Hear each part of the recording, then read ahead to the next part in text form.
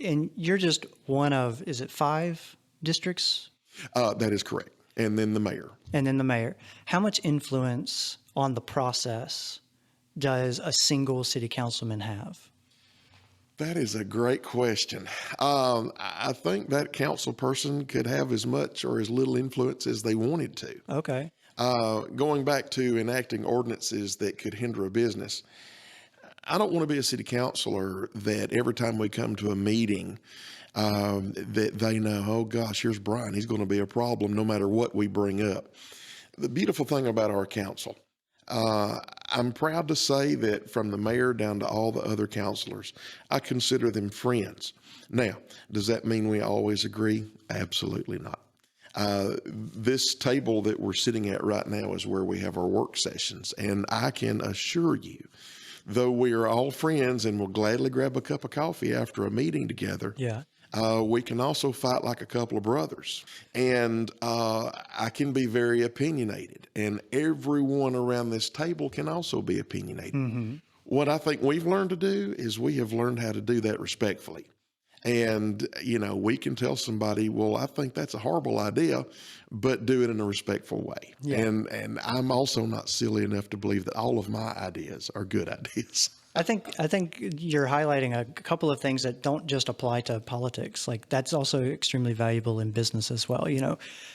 You've got to be able to criticize the idea, not the person. Exactly right. That's very important. I think that's a lost art in our world today.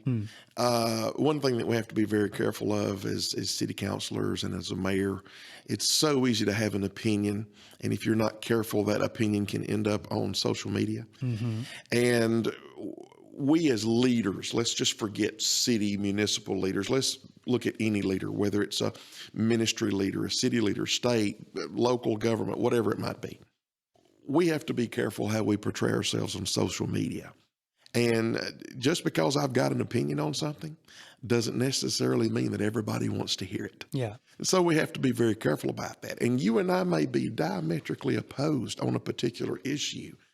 But these days, what we've run into is someone out there has decided that if you or I disagree, we can't be friends any longer. Yeah. I fight that tooth and nail.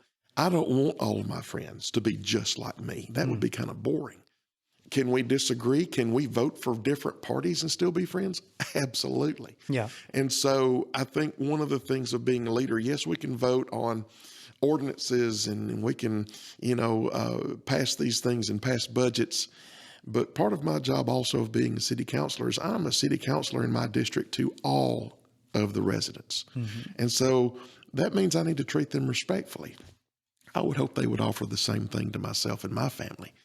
It's kind of a lost art today. And I hope as a counselor, and I'm one person, that I can kind of make that difference that, hey, you and I may be on opposite sides of the fence on particular issues, but I can still be your friend. Yeah. And I hope that comes across. Well, there's a level of trust that comes in with that where you're trusting that the other person is not, trying to undermine you, or it's like, hey, listen, we may disagree on this, but we're both trusting that each other is trying to be collaborative, right? It's like, let's both agree that the process is what we're trying to improve. Exactly. Even if we disagree on how to do it, we both agree that we have good intentions. Exactly right. Exactly right.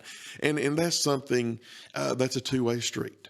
It's ridiculous for me as a city councilor to take on an attitude of, hey, I've been voted into this position and it's my way or the highway. That's utterly ridiculous. And I hope that I never, ever have that mindset. The same thing with a citizen. I fear that many of our citizens are not involved enough in the process of their city government. And perhaps some don't really have an idea how our city government is operated. Yeah. And one of the things, when I get an email or a phone call about a particular situation, I always end the email or the phone call like this.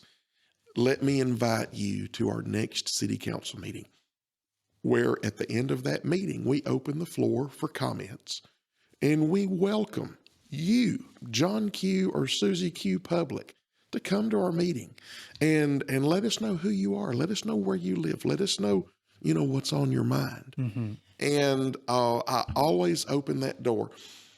Many times, though, nobody takes us up on those invitations. But we are an open book, and we're open, and we welcome that participation.